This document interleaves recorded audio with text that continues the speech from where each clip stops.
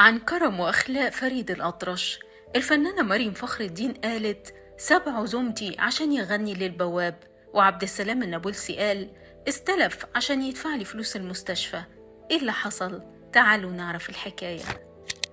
الفنانة مريم فخر الدين قالت عن فريد الأطرش: كان لازم يعزمنا على طول، حتى لو مش معاه تمن العزومة، ممكن يعزمنا على جبنة وفول وطعمية، المهم لازم يعزمنا.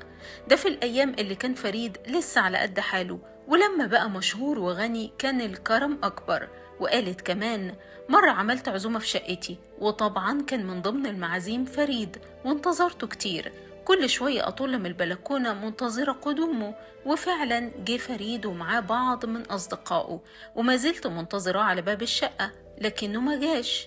قلقت عليه لأني شفته دخل العمارة. نزلت لقيت فريد قاعد مع البواب، وحواليه بوابين العماير اللي جنبنا والناس حواليه، وهو عمال يغني بقاله أكتر من نص ساعة، والناس مبسوطين جدا من تواضع وفن فريد الأطرش. ولما انتهى قلت له: انت كل ده قاعد مع البوابين وسايبني منتظراك؟ قال لي: بصراحة عم عثمان البواب أول ما شافني قعد يمدح ويمجد فيا، وقال لي أنا نفسي أحضر لك حفلة بس ظروفي ما تسمحش. رديت وقلت له: أنا هعمل لك حفلة مخصوص. وقعدت أغني، ودي من أجمل لحظات عمري يا مريم.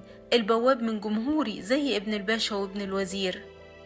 أما الفنان عبد السلام النابلسي فقال في لقاء تلفزيوني خلال إجابته عن سؤال حول مدى عشقه لفريد الأطرش، فقال: كان فريد الأطرش يمر بأزمة مالية، وأنا كالعهد أمر بأزمة مالية كبيرة جدا، وحصل إني عييت جدا، واستلزم الأمر إني أقيم في المستشفى لمدة طويلة تجاوزت 40 يوم. عشان أكون محق زارني معظم الفنانين والفنانات والمطربين والمطربات، ومنهم اللي عرض عليا مساعدة مالية، لكن ده كله كلامه بس. ولما جيت أخرج من المستشفى بعد علاجي لقيت كل الحساب مدفوع. فريد الأطرش هو اللي دفعه، وما كانش مبلغ بسيط أبدا. ولما شفته سألته: إزاي دفعت المبلغ ده وإنت مش معك ربعه؟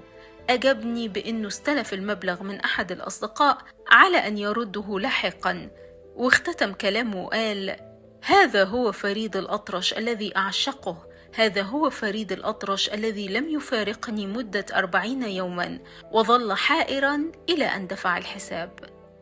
الله يرحم فريد الأطرش وعبد السلام النابلسي ومريم فخر الدين، ويرحم أيامهم الجميلة.